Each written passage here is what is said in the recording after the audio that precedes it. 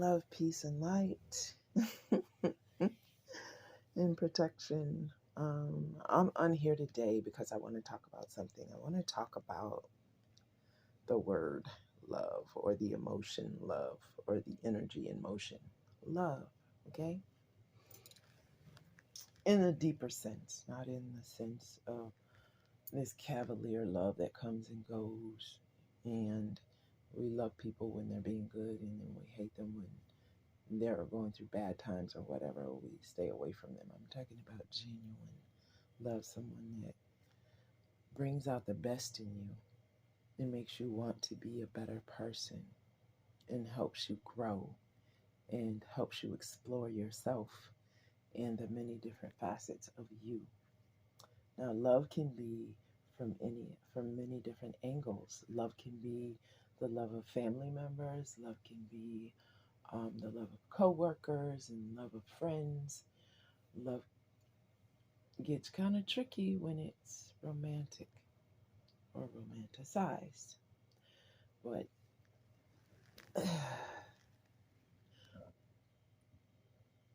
excuse me, I'm starting to understand that love doesn't have a color. Love doesn't have a color. Love doesn't have an age within reason. I mean, you can't be adults falling in love with 2-year-olds and such, trying to get with minors or whatnot. But I used to have a very one note opinion of love, or my opinion of love was that I'm a nine ether being, so it has to be a certain type of nine ether being, because I considered myself to be a certain type of nine ether being. But I'm going to say this because it's been on my mind for the last few months. I was asked, what happens if we send you love and love doesn't look like you expect it to look? And I thought, what do you mean? Send me love and it doesn't look like I expect it to look. What does that mean? And I was asked to go inside myself and think about what I think about when I think of love.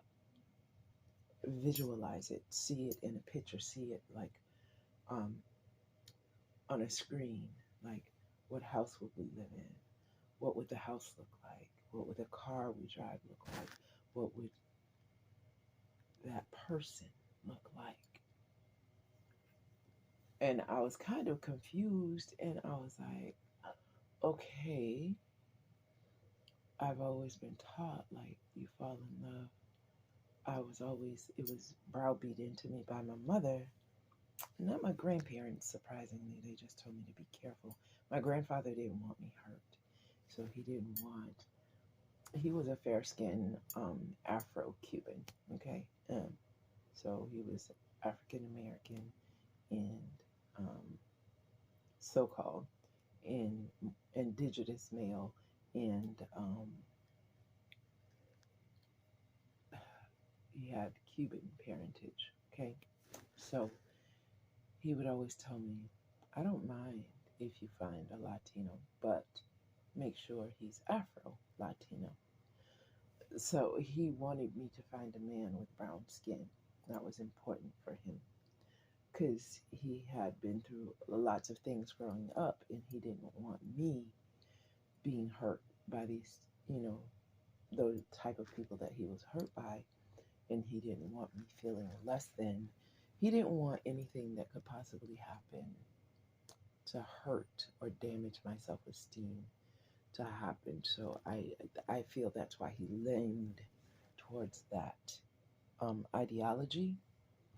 So here I am, an adult. So you grow up in a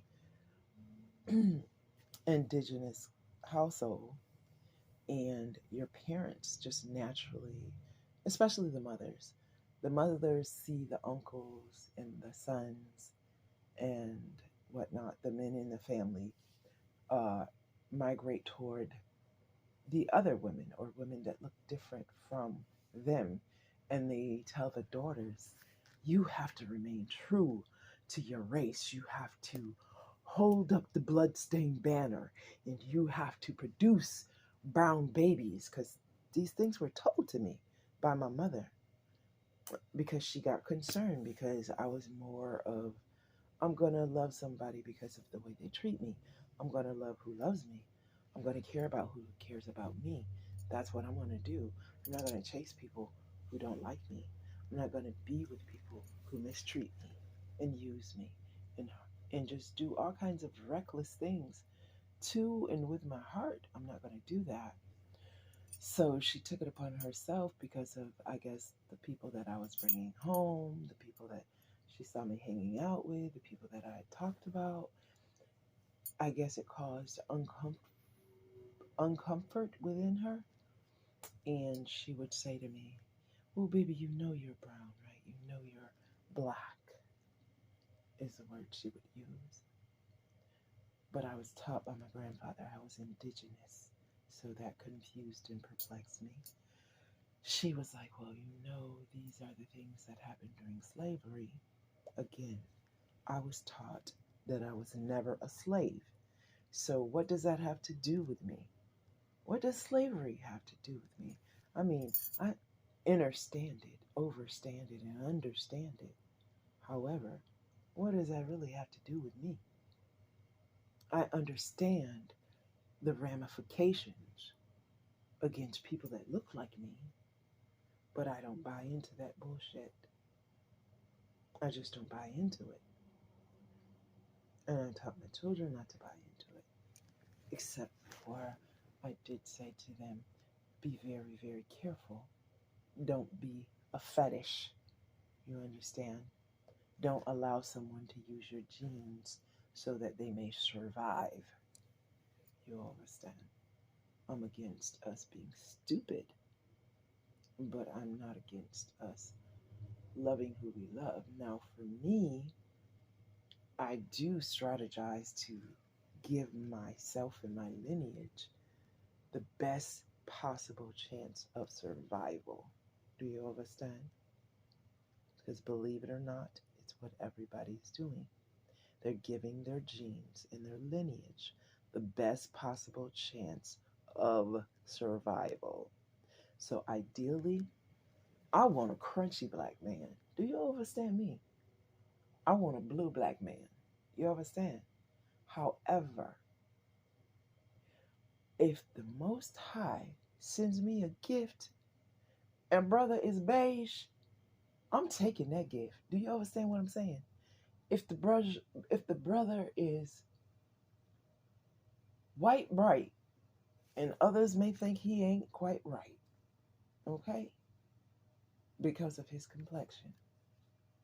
If the Most High sent that gift to me, I'm grabbing it. Do you understand? I'm gonna grab him up like two handfuls, okay? And put him in my mixing bowl. I'm not playing with you. I ain't playing with you. If the Most High gifted him and I'm gonna know it, do you heard? I'm gonna know it.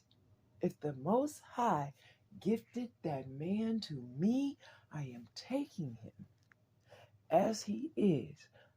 I am not going to question it. Okay? I'm just going to say, Most High, help me through this. You know how I be. You know how I come. You know what I asked you for. I asked you for a blueback man. Now, guaranteed, I'm in my 50s now. Okay? And it appears to me, every time I get a black man in my life, he ain't quite right. Okay? That don't mean he a bad person. He just ain't quite right for me. You understand? So I have learned the art of letting go. Okay? Shit that don't suit me, don't fit me, don't mean my best good, don't mean me any good. I have learned to let it go and not even ask questions. I let it go. I drop it in the garbage or wherever I left it, on the curb where I met it, and I walks away. You heard me? Like, I am not hurt. You are not hurting my feelings. You are not the one for me. Move, get out the way. Let the one for me come in and take your place. Because, no, sir, you are not the one. You don't really have a place. Why are you even here? You understand? Clearly, if I was a gift to you, you would have held on to me and treated me right. You did not. You did not, sir. I need you to move. Don't watch me. Don't gang stalk me. Don't listen. Don't play them little mind Jedi games with me. I have no time. I have no time. I am so sad, sir, that you opted out of our agreement or contract. But you need to understand and you need to learn from the ethers. Anyone that opts out of the contract, you thereby forfeit your right to said contract. Nothing is written in stone, my love. That means if you chose not to go with me, I now can choose not to go with you. You are not the best thing for me. And to boot, don't get it twisted. Hear me out now. If you put magic on me, if you did any sort of magic to me in any form of way, I cannot flux with you. I can't flux with you because you are untrustworthy. Okay? Okay. Grown folk don't put magic spells on people. Weak minded folks, weak P folk, weak folk, listen, game goofies put magic on people. Them people that ain't quite right in the upstairs part, them people that ain't quite mature enough to go through healing, them the kind of folk that put magic on people, okay? And most of the time, it's busted magic. They don't even know what the hell they doing, okay? Because if they knew what the hell they were doing, they'd understand that high vibration people can't be cloaked, okay? My God. I'm so sick of this game goofy people. I'm tired of game goofy people. Bum ass bitches, okay, be they male or female. I want no part. I don't want you as a friend. I don't want you as a relative. I don't want you as a significant other. Do you understand me? You cannot be trusted. Bum ass bitches do what bum ass bitches do. And it's a whole lot of boogazy buffoonery. Like putting magic on people, fucking up people's careers, fucking up their character, lying on their character, making up stories and tales. You know they lying when they don't want you included in this little conversation. They do a lot of talking about you, but no talking to you because they know better. You understand? Pay very close attention. Bum ass bitches project their energy onto others. So they take their characteristics and they throw them onto you while they're talking about you. Oh, she ain't this, she ain't got that, she don't do this, she don't do that. They never tell you this. They tell the people in your circle this because they're trying to undo what you're building for yourself. Okay?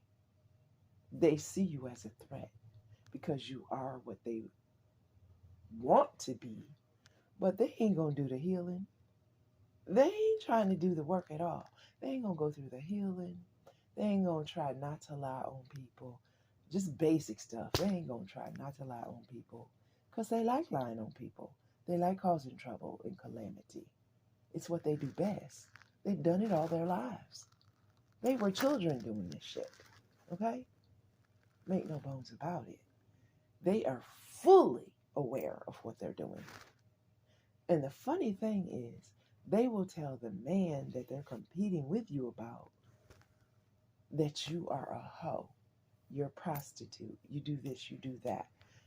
All the damn while they doing the same very thing they trying to put onto you. You see what I'm saying? You can tell them by their lives. If you really delve into them and you really pay attention and you do your research, you'll find out. But as bum ass bitches do, male or female, they don't check no facts. They ain't good at fact checking. They just jump into shit. And then months later, years later, they're like, this bitch is busted. This is a busted ass. This is a bum bitch. But sir, why are you surprised? She like you, ma'am. Why are you surprised? He just like you. He a bum ass bitch too. Y'all both magnetized each other. Do you understand? This is why you cannot get in that person's energy because they peeped your game. Okay? Now the only thing that's left is for them to tell your people that you work around, stop contacting me about these bum ass bitches. I don't want to be in their energy and I don't want them in mine. Stop calling my phone. Stop requesting my social media. Go on now. Shoe fly don't bother me. Well, my bitch be gonna spray so I can spray some liberally. Because you need to go and do something else with your life. I have moved on. I don't want you and I don't want him. What don't you understand?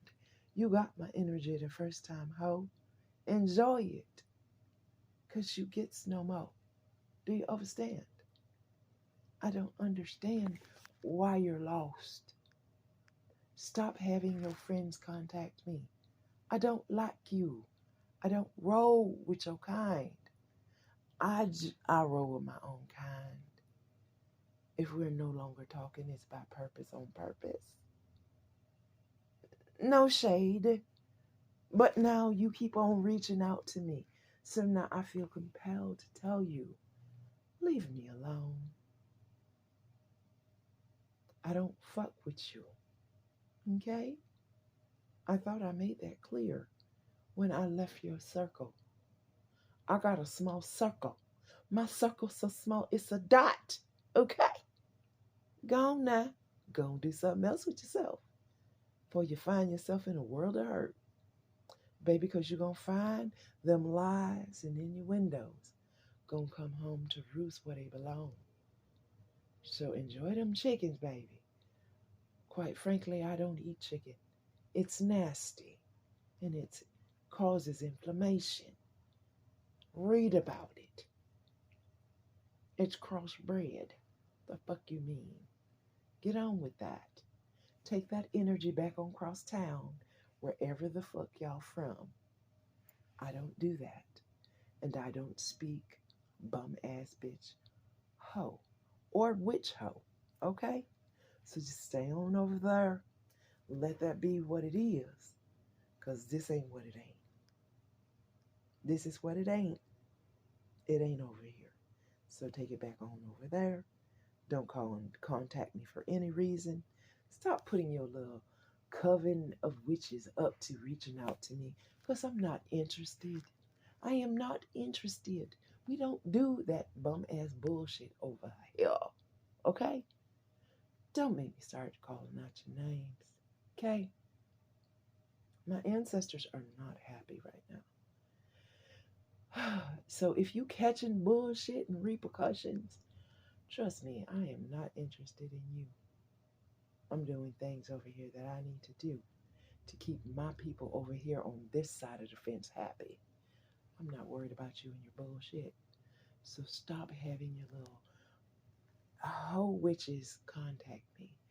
Y'all do your thing y'all do at the dark of the moon, howl at the moon, or worship whatever entity y'all worship. Y'all keep on doing that bullshit over there. Over here, we ain't doing that shit. Okay? Okay, all right. Bye-bye.